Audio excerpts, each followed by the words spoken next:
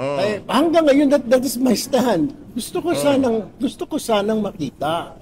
Pero may Oh. limitations na ngayon, di ba? So, Oh. merong sinasabing kung unconstitutional.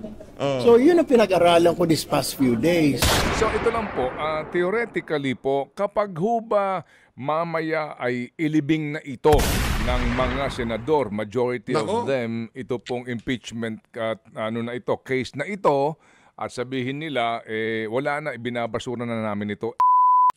Yan ang pag-uusapan natin dito sa video na to. One-on-one interview nitong si Ma'am Pinky Webb dito kay former Chief Justice Renato Puno. At dito sa video na to, meron hong panawagan yung talunan na congressman na si Coco Pimentel. Kesyo preno daw ng konti, wag daw basta-basta ibasura ang impeachment laban dito kay Vice President Sara Duterte. At itong si Senator Erwin Tulfo naman, linaglag ho niya yung mga dati niyang kasamahan dyan sa House of Representatives. Pero bago wala nang yan mga kababayan, isang like at isang subscribe.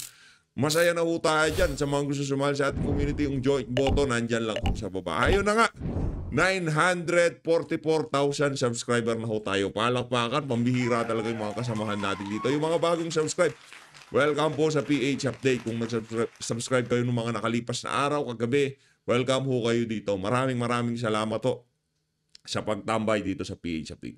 Unahin na ho muna natin itong banat nitong si Erwin Tulfo sa mga dati niyang kasamahan dyan sa House of Representatives. Bago tayo dumako dito sa interview nitong si Ma'am Pinky Webb dito kay former Chief Justice Renato Puno at doon sa interview nitong si Manong Ted dito kay pangalan nito, Coco Pimentel, yung talo ng congressman. Di nanalo kasi siguro sabi ng mga mga constituent niya naku, wag yan, yan? Kups yan. Ito, nasa 10 kongresista, kontraktor sa government project. Naku, yan na nga ba sinasabi natin? So ipapatawag ka rin itong si Terry Redon yan. Di ba ipapatawag niya itong si Baguio City Mayor Benjamin Magalong dahil sinasabi niya merong mga kontraktor na congressman o baka pinipili lang nitong si Terry Redon yung mga babanggain niya. Gusto ko pagka pinatawag nitong si Terry Redon, nitong si Mayor Benjamin Magalong, dapat ipatawag niya rin ito. Ipatawag niya rin itong si Senator Ping Lacson. Sinabi naman niya nasa 76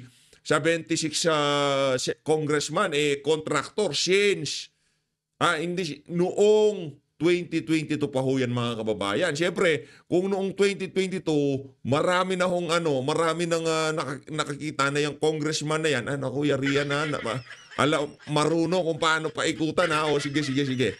Gawin natin yung same strategy. Ganito kasi mentality ng mga yan Napagtanto ho natin kagabi, nanginilay-nilay tayo. Ba't kaya nagagawa ng mga congressman na to na magnakaw, mangontrata, di ba? Yung mga bagay-bagay na hindi nila pinanghihimasukan, pinapasok na din mo nila. Ganito siguro yung mentality nila. Okay, may proyekto ako sa gobyerno, sa distrito ko, since meron naman akong kamag-anak na contractor, engineer o involved sa construction thing, di ba? Sa kanila ko na lang ibigay.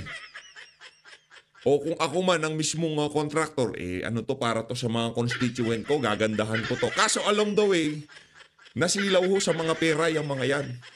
Ay ganun lang pala, pwede naman pala nating gawing ganito. Pwede pala nating yung presyo, dagdagan natin ng ganito. Di ba? Dapat to kasi ganito yan mga kababayan. Pagka gobyerno bumili, hanggat maaari doon sa mababang presyo na magandang kalidad. Hindi lang basta-basta mababang presyo tapos walang quality. Dapat pinakamababang presyo pero yung quality pinakamaganda. Ganun kasi yan Kasi bumibili kayo dyan, bulto. Kunyari, street light, bulto yan. Hindi isa-isa yan. Kaya kumbaga mabibili mo yung isang produkto ng wholesale. 'Di ba? Ganun yan Pagdating naman sa pagdating sa mga infrastruktura, malakihan yung proyekto. 'Di ba? Kung merong magbibid diyan, ginagawa nila pababaan tapos merong panghalong pangnakaw. Okay lang sana kung medyo mababa. Kasi yung tipong idadive nila yung bidding. Minsan ibebenta nila yung kontrata sa mga o paghahatian. Ganyan yung strategy ng mga yan. Eh. Di ba, nabulgar na yan nung panahon ni dating Pangulong Rodrigo Duterte.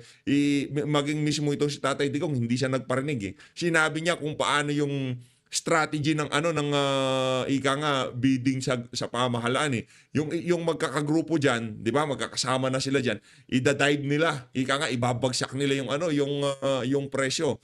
Tapos yung mga kasamahan hindi na sasali sa bidding kasi sasabihin masyadong mababa kasi ganito, kasi ganyan.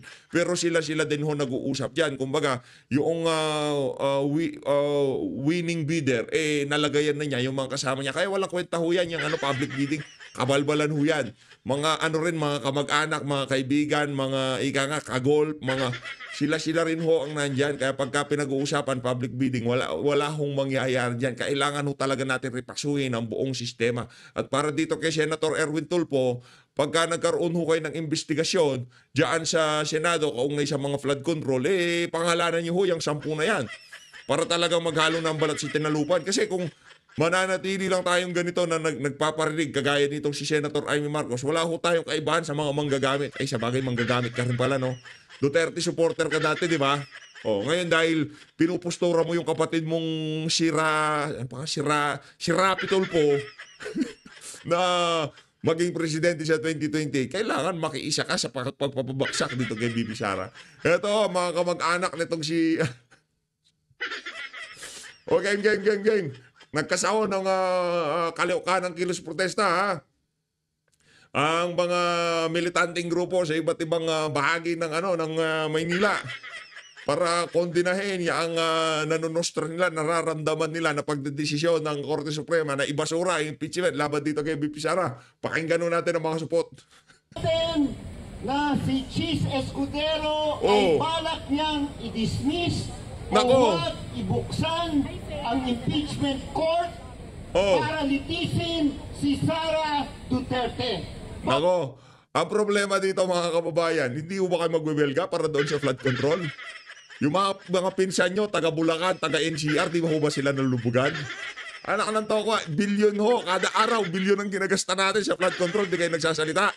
Yan ang problema, kaya walang naniniwala sa mga pinaglalaban nyo. Malamang kalahati sa mga yan, kaya nakatakip ang mukha kasi binayaran. Di ba? Ganyan lang naman ho kasimple yan, itong ali na naka-face mask ka na, nakasil ka pa, ha? Matindi ka kung ganon. Anak ng toko, kaya walang respeto sa inyo, sambayan ng Pilipino, maingay lang kayo pagka Duterte ang binabatikos nyo. Bakit hindi nyo singilin yung 10 kontraktor ng congressman? Yung 76 na congressman na tinutukoy ni Ping Lacson, talagang 125 million lang. Yun lang talaga mahalaga sa atin.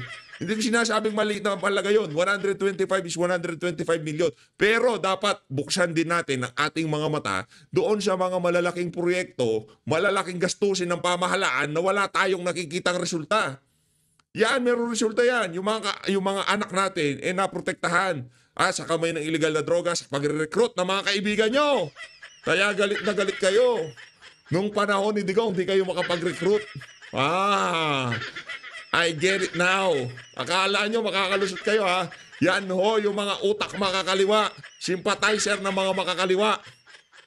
Ngayon nagwewelga sila. Asa si Risa? Wala ba dyan si Risa? Si Raul Manuel, dyan. Nangiya kayo. Papayag ba ho tayo? Payag! Maliwanag po na tayo po Sino ba nandito? Akbayan Party. Mga ano to mga sympathizer ng mga makakaliwa to Di ba? Tigil-tigilan niyo yan, ha? Hindi na natutuwa sa inyo sambayan ng Pilipino. Doon sa 125 million ang iingay nyo. Pero yung 1 billion kada araw na flood control na mapahanggang sa ngayon merong nakalubog sa baha, wala kayong sinasabi. Yan ang problema nitong mga aktivista na to. Di ba? Diyan kayo magagaling. Dahil ang mga Duterte, pagka sila na naman maupo, wala na naman kayo marirecruit. Anak ng toko, mga kababayan, pagka nakinig kayo sa mga to, para kayong mga siraulo. Sa totoo lang. Paano kayong hindi magmumukha siraulo? 125 million, okay. Magwelga kayo. Pero yung mga banner nyo, isama nyo yung flood control. Nasaan na ang flood control? Di ba? Nasaan na ang 20 pesos na bigas? Nasaan na? Hindi kayo, yan lang talaga. Iikot ang buhay natin doon sa confidential fund. Yung 1 billion per day na flood control, wala tayong pakialam. O paano ka hindi magmumukha si Raulo pagka pinakinggan mo yung mga yan? Magmumukha utal. Ay nako, yan na nga ba sinasabi ko? Kaya kung may kamag-anak kayo, naniniwala sa grupo na to, aba pagsabihan nyo. Oh, naku, huwag ka masyadong magpapaniwala sa mga yan, mga si Raulo yan. Di ba? Ang ingay-ingay nila sa confidential fund, pagdating sa flood control, tahimik sila. O baba. Uy, huwag kang masyadong magpapakinig sa mga yan. Mga merong saltik sa utak yan. Di ba? Kung talagang genuine, kung talagang busilak sa puso na mahal nyo ang sambayan ng Pilipino, pinagmamalasakitan nyo ang kaba ng sambayan ng Pilipino, alin ang mas mahalaga? Alin ang mas maraming magagawa? Yung 125 million o yung 1 bilyong piso kada araw na winawaldas galing sa pera ng sambayanan para sa flood control na yan? Tanong! Oh, hindi ko kayo magmumukhang mga si Raulo pagka sumama kayo sa mga yan. Magmumukha kayo si Raulo. Ito na, dito kaya kay Erwin Tulfo, Erich Sylvester tuloy. Ay, nako, PH, mangyayariin ka ni Erich. Erwin, Erich ka ng Erich. Erwin yan eh, oh, Erich. Gusto ko sana na makita yung, no, this was before when the Supreme Court made the decision unconstitutional. Eh, hanggang ngayon, that is my stand. Gusto ko sanang makita. Pero may limitations na ngayon, di ba? So, merong sinasabing kung unconstitutional. So, yun ang pinag-aralan ko this past few days. And then I will be basing my decision dyan sa lumalabas ngayon. Very much. Maliwanag ha, itong si Erich, kahit walang jurisdiction, kahit, dati gusto niya, pero dahil akala nila tama. Pero ngayon, doon niya daw ibabase doon sa unconstitutional.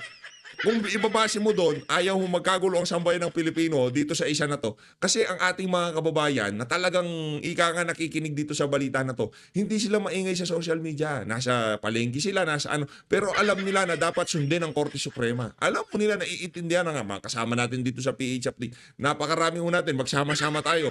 Kung sakaling magkaroon ng problema dito, magkaroon ng crisis dito sa ginawa ni Tamba na to, tayo magsaside sa Korte Suprema. Wala ho tayong ibang kakampihan kundi Korte Suprema. Magsama-sama na yung mga politiko, yung mga bayarang media, lahat sila doon magsama-sama. Basta tayo hindi natin iiwan ng Korte Suprema. Bakit? Dahil yung mga yan hindi politiko, hindi nagnanasang maging presidente sa 2028 at hindi ho sila nalagay sa pwesto nila dahil sa pagbabayad sa kanilang mga constituent. Ang problema dito, yung iba dyan, walang kalaban. Tapos gusto nilang kontrahin ang Korte Suprema. Wala silang kalaban nung nagdaang kampanya. Pinadisqualify nila. Tapos, kinukontra nila yung mga maestrado ng Korte Suprema na inialay nila yung ika nga best days of their life sa pag-aaral sa ating saligang batas, sa pagpuprotekta sa ating saligang batas. Di ba?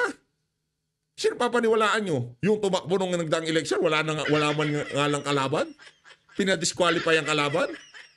Versus dito, na inalay niya ang kanyang buhay para maglingkod sa bansang Pilipinas sa pamamagitan ng pagiging maestrado dyan sa Korte Suprema. Hindi ho basta-basta yan. Hindi ho porket popular ka, magiging Associate Chief Justice ka. Hindi. Dapat ilatag mo yung mga accomplishment mo. Meron ka bang integrity? Meron ka bang mapagkakatiwalaan ka ba? Ngayon, pagka ikaw nasangkot sa mga okada-okada, hindi ka pwede maging maestrado sa Korte Suprema. Meron doon isang pagkatao mo yung mga yan, malilinis yan. Kaya hindi ho natin pwede ngayalin tulad yung mga maestrado sa Korte Suprema sa mga politikong nagbabayad ng mga botante sa panahon ng kampanya. Lahatin na natin. Iba hong level ang mga maestrado ng Korte Suprema. Hindi ko sila pinagtatanggol dahil ang desisyon unconstitutional lang. Hindi ho, kahit anong maging desisyon.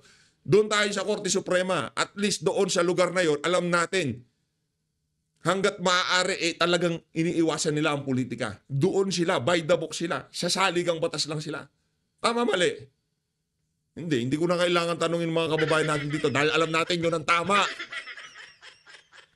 Sila kaya nga tinawag silang last arbiter. Silang pinaka-sentensyador. Nag-aaway kayo, hali kayo dito. Eto ang tama. Pang! Pagka pinalong ganun, yun na yun. Wala nang, siya ka pa dudulog. Yan ang ako. Kataas-taasan. Meron ba bang kataas-taasan? Wala na, yun na yun. Kataas-taasan lang. Very, very much na gusto kong makita ng mga kababayan natin yung ebidensya. That's what Hindi. Gusto mo makita kung paano balahurain si BP Sara. Di ba? Walang ebidensya. Kayo, witch hunt ang mangyayari dito. Kayo dyan sa impeachment trial court ang magpapasumpina ng mga ebidensya. Dahil hindi nila basta-basta mabuksan yung mga bank accounts o yung mga kung ano-anong account yan. Hindi. Kailangan dyan sa impeachment trial court. Di ba? Kayo ang hahanap ng ebidensya para kay Tamba. Hindi sila, wala silang ebidensya. Kasi kung may ebidensya sila, matagal na nilang linabas yan. Or else, meron na silang ebidensya, hindi nila mailabas kasi meron silang lalabaging batas. Malamang sa malamang, nag-comply na yung mga ibang bangko dyan sa kay Tamba. Napakiusapan na, nakita na nila yung mga figure or what. Di natin alam. Kasi lahat dito sa administrasyon na to, very sketchy ka nga. Oh. Pero, again, wag ka nang sumama doon sa mga kasama nyo dyan na mga merong saltik sa utak. Okay. That's what I want. Gusto ko makita kung anong meron. Ano ba meron dito? O sige, tatayo. Ano ba? Ako na magsasabi, ano ba meron dito? Ang meron dito demolition job laban dito kay BP Sara. Alak na to, hindi mo alam. Naging senador ka na lahat di mo alam kung anong meron sa impeachment ni BP Sara. Demolition job. Para hindi siya makatakbo sa 2028. Ay, naku po. O ba ito? May laban ba, di ba? Parang you going to a ring, di ba? May laban ba yan? Wala, or sa basketball. Ewan ko ba, paano mga basura naman mga analogy mo, mga walang kwenta, parang hindi ka senador. Bahala ka nga dyan. Dito tayo, anong boxing para ako? Alam mo, sa una pa lang, na demolition job para hindi makatakbo sa 2020. Ano ba gusto makita? Sinabi na ng Korte Suprema, unconstitutional. Sa 2026. Makikita mo kung gusto mong makita. Kalma ka lang dyan, Brad. Renato Puno. Going to the Senate impeachment court. And at the time, they Ito papakinggan natin kasi former Chief Justice siya. Pero wala na ho siya dyan sa bulwagan na yan. Kung ano man ang sabihin niya, ika nga hindi ko natin basta-basta mapapaniwalaan. Kasi siya na lang mag-isa nag-iisip dito eh. Hindi kagaya dyan sa Korte Suprema, napakarami nila dyan. Kung meron mang maling nagawa yung isa, makikita, magre-reflect doon sa magiging opinion ng ibang mga kasama niyang maestrado. Pero kung ikaw hindi ka nakasama sa Korte Suprema, medyo sketchy na yan. Supreme Court decided to assume jurisdiction, the same issue, whether or not there was a violation of the one-year rule, was already also for consideration of the Senate impeachment court. The question is the timing proper? Again, some may say the timing is right, the others may contradict. But what do you think of the timing? Pero sa totoo lang, kagabing pinapanood ko to, parang hindi pong dahil siguro sa experience, tagal na niyang nabubuhay sa mundo, tapos yan ang trabaho niya. Yung tipong kahit ang bagal niya na magsalita, yung papapakinig lang akong ganito. Okay. Tama naman yung punto niya dito na dapat nagka-oral argument. Kung sakaling nagka-oral argument diyan sa ang tawag dito, diyan sa Korte Suprema, pwede na oral argument tapos naglabas ng decision ng Korte Suprema. Hindi siya masyadong na sa bagay, yung mga facts kasi na ibigay na sa para saan po yung oral argument. Ang problema nga dito, proseso, di ba? Anong i-argue Secretary General Velasco, ay hindi nga, hindi rin pwede yung oral argument. Kasi yung timeline, mula nung isinampa yung first impeachment, nandun na eh. Nasa television, nasa dyaryo, nasa social media, mainstream media, nandun eh. Ano pang facts ang hahanapin mo? Ano, papupuntahin mo si Reginald Velasco doon para tanungin lamang siya. Dito ba sa araw na to talagang tinanggap mo ang impeachment complaint laban dito kay Sara Duterte? Nandun na yun eh. Facts na yun eh. Established na yun eh. Na-publicize yun sa pahayagan eh. Di ba? Wala na. Hindi na kailangan oral argument. Si PH, para ka naman mas magaling ka pa kay Renato Puno. Wala naman akong sinasabing ganon. Ang sinasabi lang natin dito, facts ka nga. Personally, I would have let the Senate impeachment court resolve the issue. After all, the party that feels prejudiced by the ruling can always go up to the Supreme Court on a question of law. Oral arguments, the follow-up question to that, CJ. Should the Supreme Court at least have called for oral arguments since the two petitions were lodged before them sometime second week of February? These two cases are what we describe as transcendental cases. The ruling affects the principal architecture, design of the Constitution. Separation of powers, checks and balances, political issues. And normally, the court would call for oral arguments on these cases of such a magnitude.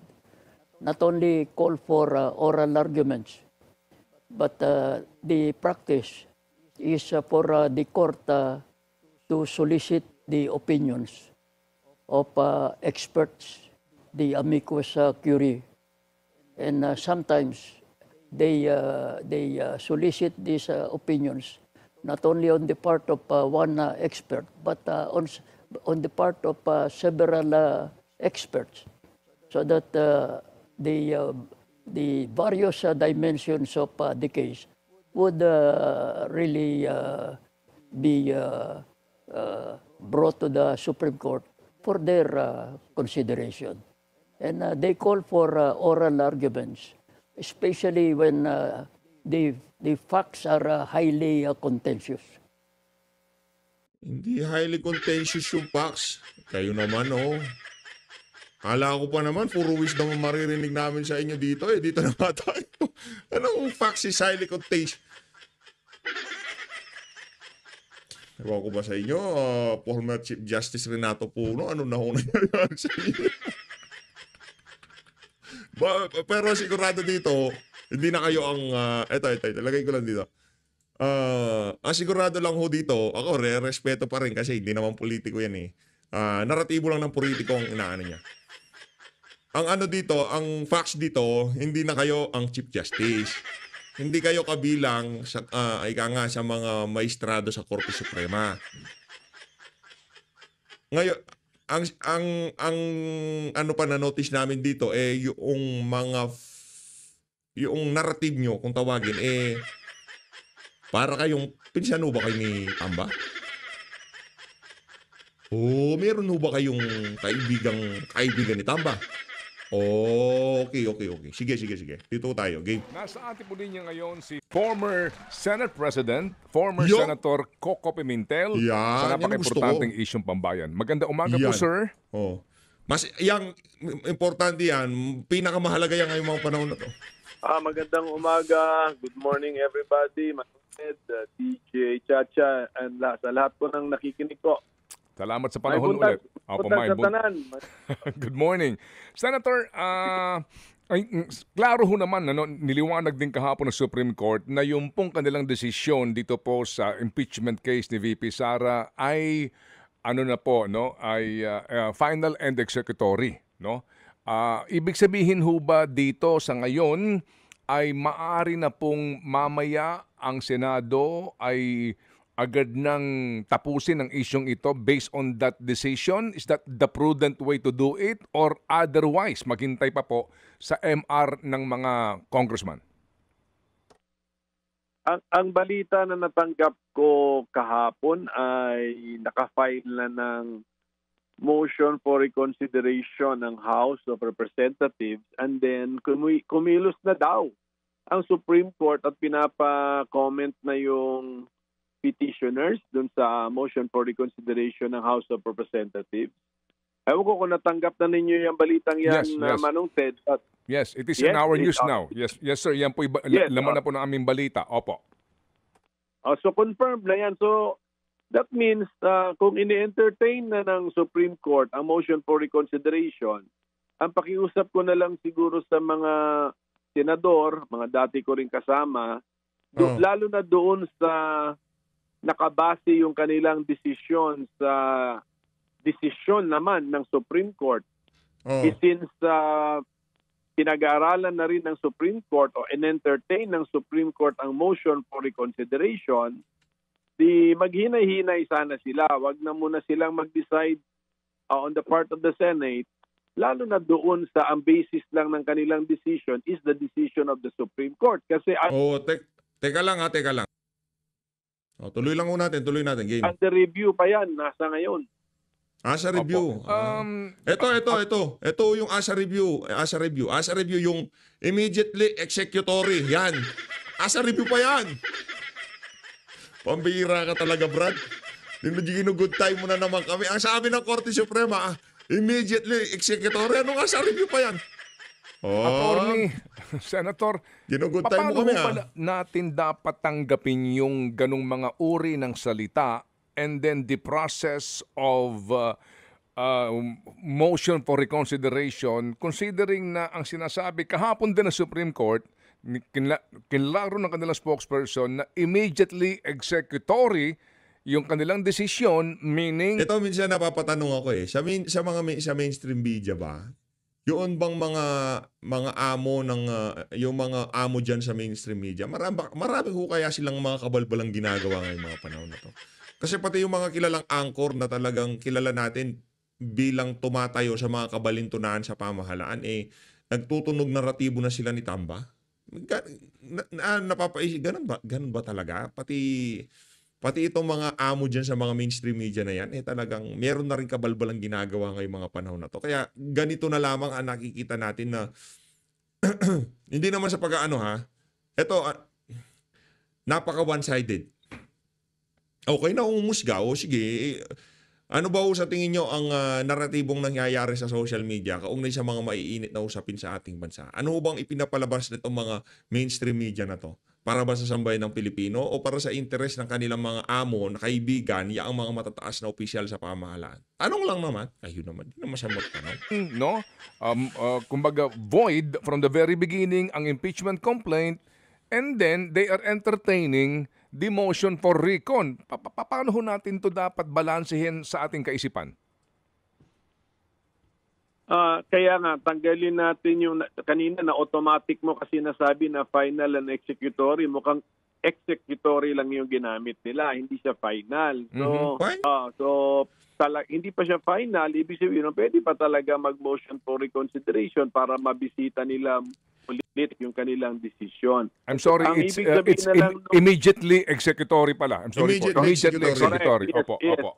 Immediately executory. Ang ibig lang sabihin nun is sinasabihan nila ang Senado na yung na-file na impeachment complaint sa inyo ay unconstitutional. Therefore, siguro, kung immediately executory yan, wag kikilos ang Senado as far as that impeachment is concerned.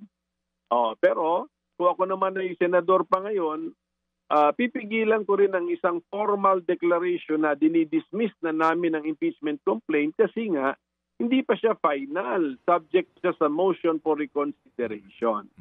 So, in effect, kung ibabalansin natin sa ating pag-iisip, magtapak muna sa preno ang Senate Impeachment Court. tumapak muna kayo sa preno kasi immediately executory ang finding ng court na unconstitutional yung na-file na impeachment case sa inyo.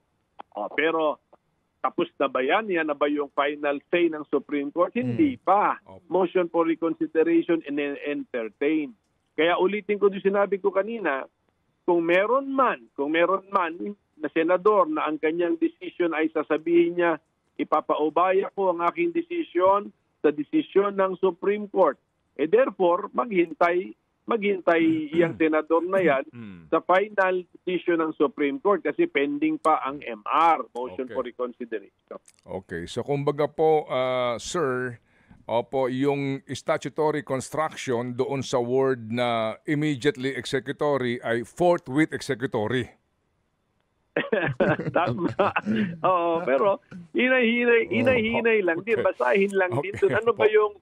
Ano ba yung makikilusan doon? O yun lang naman yung makikilusan doon. Actually, ang makikilusan doon is a non-action eh. Huwag kayong kumilos. Ganun yun eh. Opo. Sige. So ito lang po, theoretically po, kapag ho ba mamaya ay ilibing na ito ng mga senador, majority of them, ito pong impeachment case na ito, at sabihin nila, wala na, ibinabasura na namin ito. And eventually po, pumabor ang Supreme Court.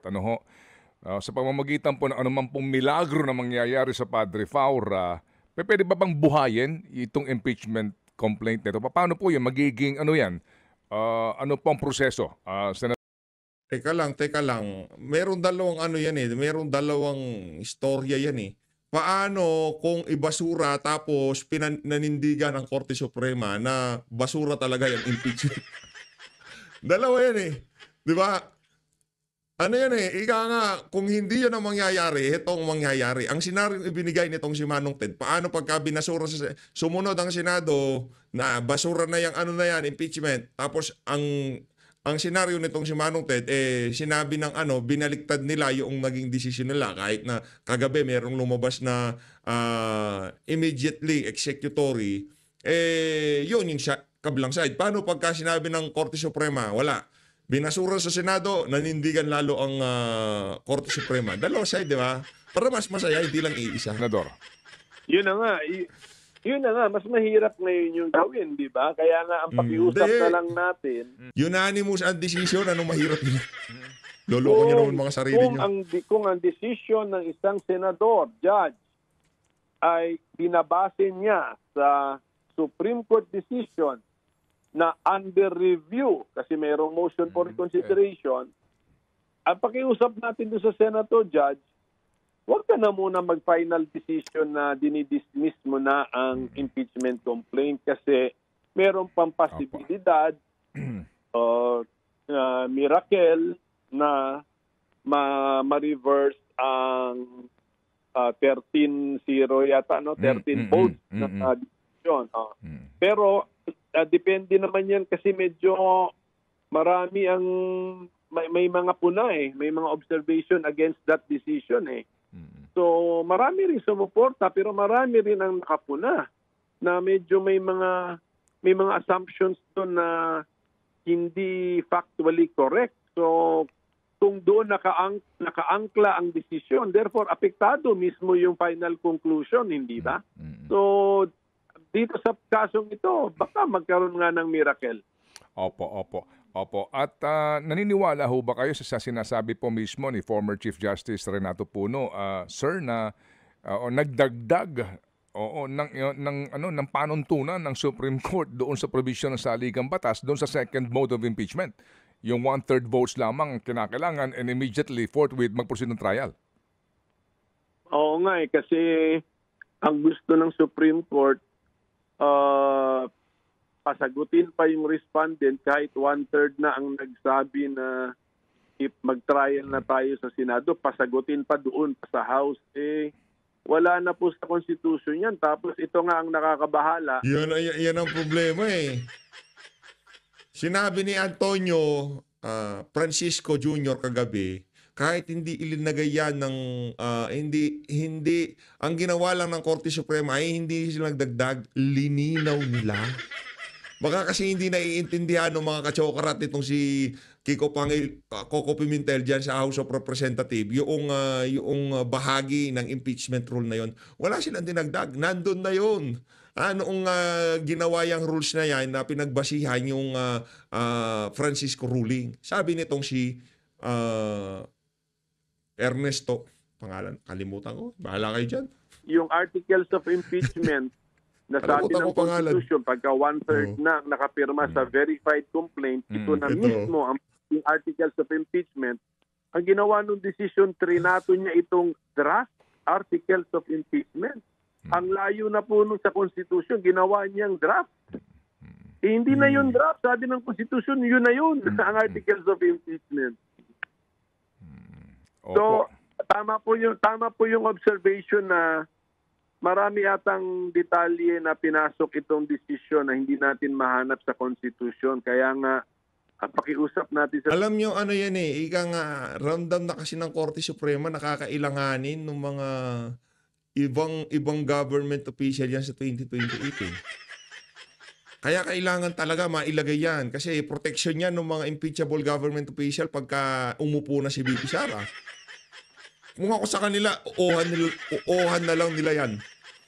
Pag nagkataon, naku, lifesaver nila yan sa 2028. Sa Supreme Sasabi Court, ko. please review, reconsider your decision kasi wag natin i-micro, although aminin ko na merong regulations ang impeachment process na nasa Constitution, wag naman natin i-micro-manage ang impeachment process lalo na sa level ng House kasi nga kung ang mga gumawa ng rules na micro-rules ay mga impeachable officials themselves,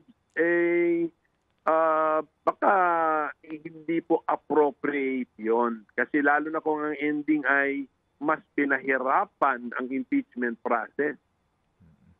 Opo. Gusto nyo madali lang, no? Ayaw nyo nahihirapan. Wala, ganyan talaga buhay, Brad.